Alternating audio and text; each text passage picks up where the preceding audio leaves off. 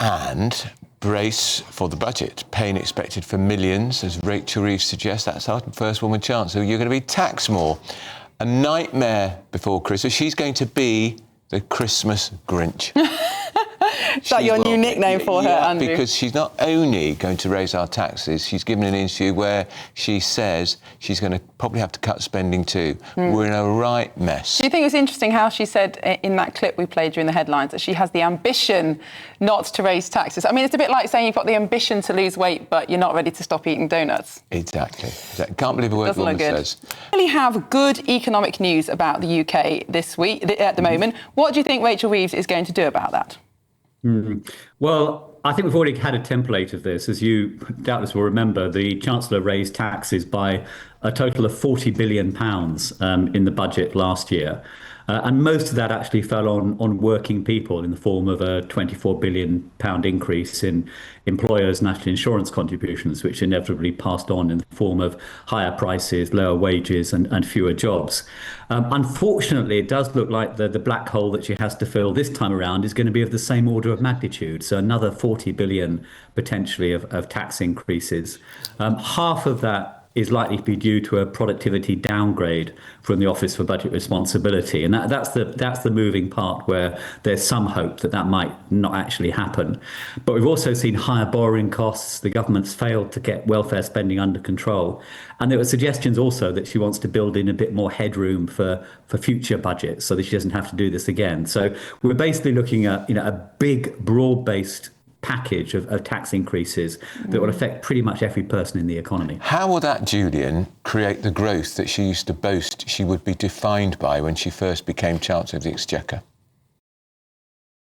Using the internet without a VPN, a virtual private network, is a bit like taking to the road without car insurance. All it takes is one unlucky moment to cost you a lot of cash.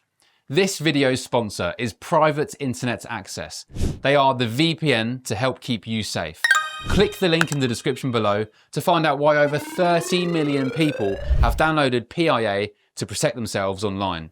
A virtual private network is an app that hides your IP address and helps keep your data private.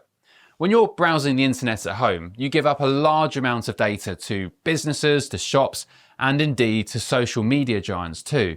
Hackers have the ability to steal your personal data with ease, including sensitive information such as passwords, keystrokes, and even your personal photos.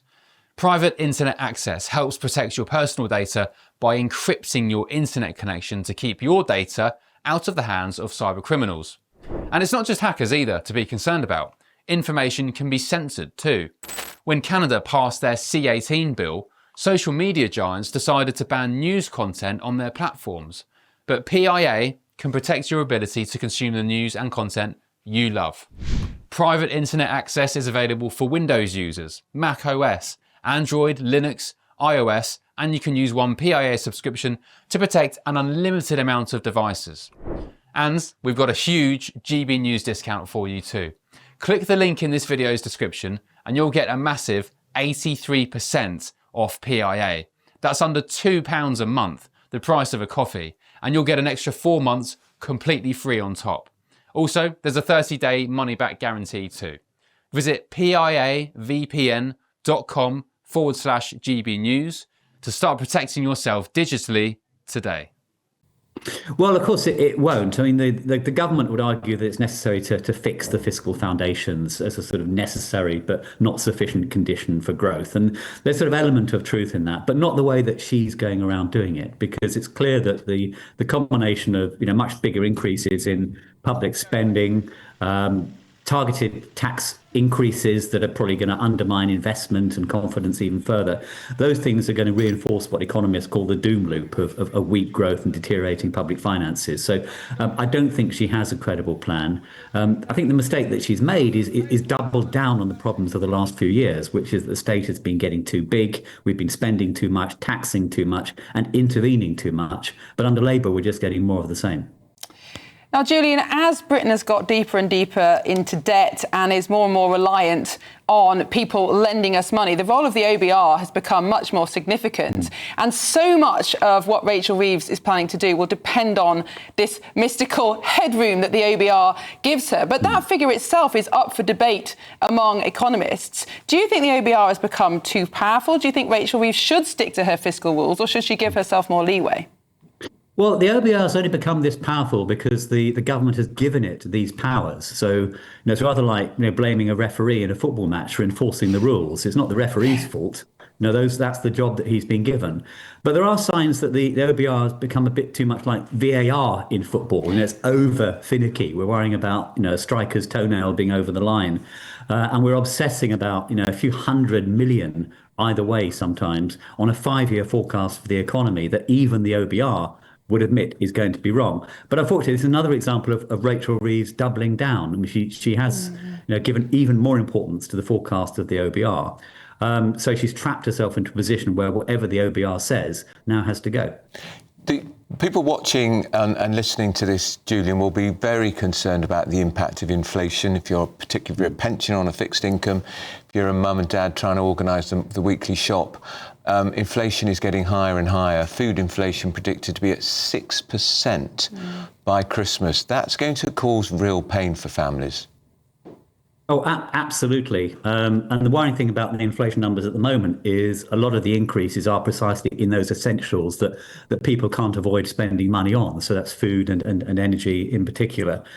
These are also, of course, prices that people are more aware of than any other. So high food prices in particular have a very large impact on inflation expectations and confidence more generally. So there's no doubt that not only are we seeing high inflation, but we're also, in a sense, seeing the worst type of inflation. It is, of course, reasonable to ask why. Some of the increase in food price inflation is a global phenomenon. So the cost of agricultural commodities are high everywhere. So food price inflation is high across the world. But a lot of it is due to the fallout from Rachel Reeves' own policies. So in particular, the increases in labour costs because of higher national insurance contributions and higher national minimum wage having a big impact on the costs faced by businesses in the food sector and hospitality. On top of that, of course, high energy costs are another factor, and you can partly attribute those to the rush to net zero. So it's partly global factors, but it's mainly UK specific. See that in the fact that UK inflation is already the highest in the G7 group of advanced economies, and it's forecast by the IMF to remain so. And Julian, in terms of tax rises, economists are saying that the cleanest, the simplest, the fairest way of increasing tax revenue would be to put up the basic rate of tax. It is at historic lows. It used to be much higher in the 1980s. Do you agree with that? Do you think Rachel Reeves would break that manifesto commitment? Well, in a sense, she already has broken her manifesto commitments by increasing employers' national insurance contributions. Now, I know that wasn't explicitly ruled out in the manifesto, but that is effectively well, they did say they wouldn't tax work. They did say they wouldn't impose higher taxes on working people, and employers are working people. Exactly. So she's already broken that commitment.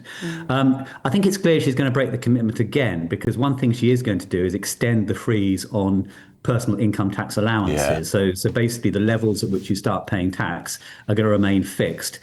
She herself had said when she ruled that option out last October that doing so would be a tax on working people. So she's already broken the manifesto commitment, and it's pretty clear that she's going to do so again on thresholds. So I wouldn't completely rule out raising the basic rate of income tax or doing something on VAT.